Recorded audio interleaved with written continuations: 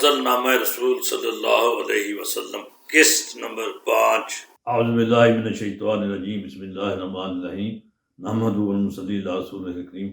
محترم ناظرین و حاضرین، السلام علیکم ورحمۃ اللہ وبرکاتہ۔ آج ہم عدل پر گفتگو کریں گے۔ آپ جانتے ہیں اس وقت پاکستان میں عدالت عظمیٰ عدل کے سلسلے میں کافی پیش رفت کر رہی ہے۔ اللہ کا شکر ہے کہ ہماری عدلیہ کو ایک عرصہ دراز کے بعد، بلکہ قیام پاکستان کے بعد پہلی دفعہ احساس ہوا ہے کہ اسے اپنا کام اسی انداز سے کرنا چاہیے جس کا یہ کام مستحق ہے۔ عدل نامہ رسول صلی اللہ علیہ وسلم کے بارے میں نے کچھ شعری انداز میں کچھ مصرے لکھے ہیں جنہیں پاکستان بھر کے جو بڑے بڑے دانشور حضرات، شعراء حضرات، علماء اور بڑے بڑے دانشوروں نے انہیں پسند کیا ہے۔ وہ میری کتاب محسن عالمی میں شائع چکا ہے۔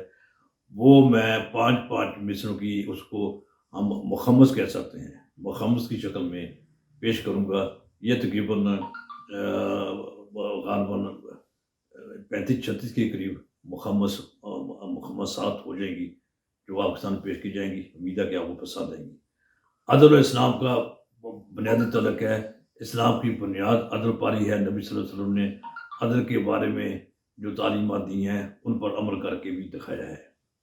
بنیادی طور پر عدل کی بنیاد عدل کے 5 ارکان ہیں جنہیں شرعی اصطلاح میں مقاصد شریعہ کہا جاتا ہے۔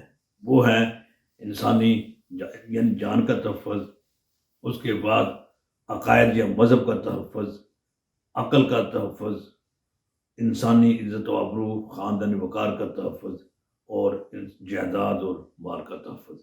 یہ 5 چیزیں ہیں جو ارکان عدل کے ارکان ہیں۔ ان کو سامنے رکھ کر ہی قانون سازی کی جائے تو عدل کا مقصد پورا ہوتا ہے۔ ہمیں دعا کرنی چاہیے کہ اللہ تعالیٰ ہمارے یعنی انتظامیہ کو، ہمارے پارلیمنٹ ہے ان کے اراکین کو، یا جو ایسے ادارے ہیں جو عدل کی اور قانون سازی کے کام کرتے ہیں، وہ ان بنیادوں پر اپنے فرائض منصبی سر انجام دینے کی کوشش کریں۔ میری سیرت النبی صلی اللہ علیہ وسلم پر تحریر شدہ کتاب محسن عالمین صلی اللہ علیہ وسلم میں عدل نامہ کا ایک حصہ ہے۔ اس عدل نامے میں ہم نے 5 مصروں کی مخمصات پیش کی ہیں۔ مخمص نمبر 5، عدل وہ ہے جو صحیح تر ہو، عدل وہ ہے جو وقت پر ہو، عدل وہ ہے جو حسین تر ہو، عدل وہ ہے جو عزیز تر ہو، عدل وہ ہے جو مثل رسول رحیم تر ہو۔